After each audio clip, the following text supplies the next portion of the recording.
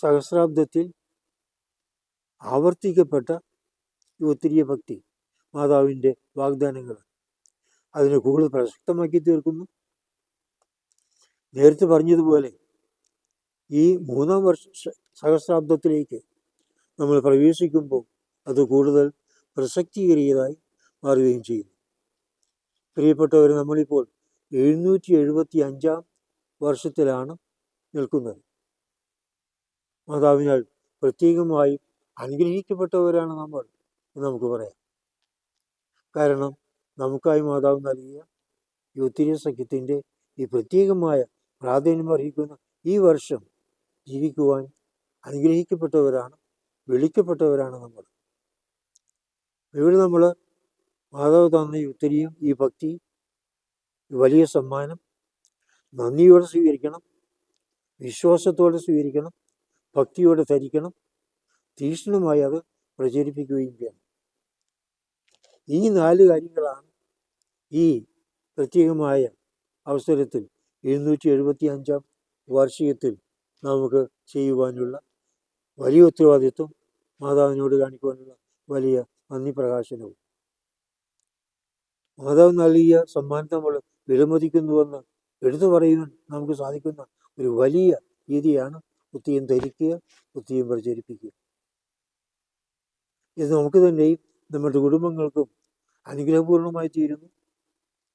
അതുപോലെ തന്നെ നമ്മുടെ സമൂഹത്തിലും ഈ തലമുറയിലും മാതാവിൻ്റെ അനുഗ്രഹം പ്രത്യേകമായി ലഭിക്കുവാനുള്ള ഒരു വലിയ മാർഗമായി അത് തീരുകയും ചെയ്യുന്നു.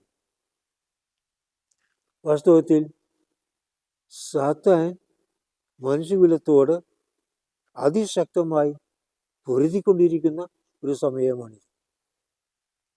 കാരണം ലോക അവസാനത്തോട് അടുക്കുന്തോറും സാത്താൻ കൂടുതൽ ശക്തിയായി, കൂടുതൽ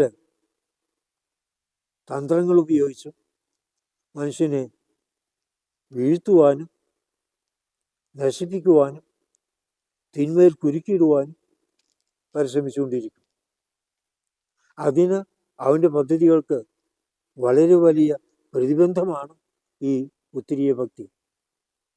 കാരണം ഉത്തരീയം ധരിക്കുന്നതിലൂടെ നിത്യ നരകത്തിൽ നിബന്ധിക്കാതെ ജീവിക്കുവാനും അതിവേഗം ശുദ്ധീയ സ്ഥലത്ത് നിന്ന് മോചിപ്പിക്കപ്പെടും എന്നുള്ള ബോധ്യത്തോടും ഉറപ്പോടും കൂടെ ജീവിക്കുവാനും, അങ്ങനെ ഒരുതരം ഭയമില്ലായ്മ, ആത്മീയമായ ഒരു സുരക്ഷിതത്വ ബോധം അത് വളരുവാനും ഈ ഉത്തരീയ ഭക്തി നമ്മെ സഹായിക്കുകയാണ്.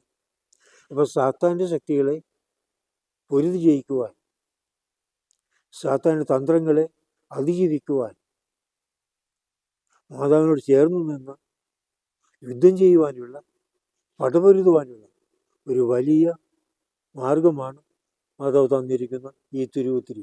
ഇതൊരു പടച്ചട്ടയാണ്.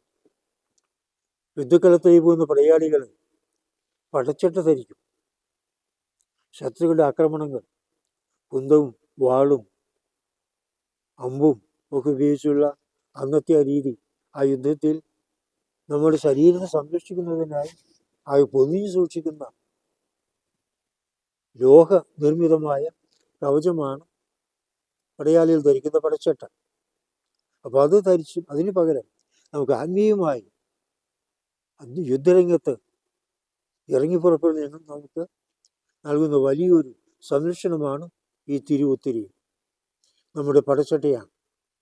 ഈ പടച്ചട്ട ധരിച്ചുകൊണ്ട് മാതാവിനോട് ചേർന്ന് നിൽക്കുവാൻ, അടരാടുവാൻ, ആത്മീയമായ യുദ്ധത്തിൽ ധീരെ ധീരെ മുന്നേറുവാൻ, പരാജയ ഭീതി കൂടാതെ അമ്മയുടെ സംരക്ഷണയിൽ ആയിരിക്കുവാൻ നമ്മെ പരിശുദ്ധ അമ്മ സഹായിക്കും ഈ തിരുവുത്തരീയത്തിലൂടെ. ആയാൽ പ്രിയപ്പെട്ടവരെ, മാതാവ് നൽകിയ ഒരു വലിയ സഹായം, ഒരു വലിയ സമ്മാനം ആണ് ഈ തിരുവുത്തിരി. നമ്മൾ അർഹിക്കുന്നതിലും കൂടുതലായി മാതാവിൻ്റെ സ്നേഹവും സംരക്ഷണവും അനുഗ്രഹവും നമുക്ക് നമ്മുടെ മേൽ വാരി കോരിച്ചൊരിയുന്ന ഒരു വലിയ സ്വർഗീയമായ സംരക്ഷണ കവചമാണ് മാതാവ് നമുക്ക് നൽകിയിരിക്കുന്ന ഉത്തരീയം.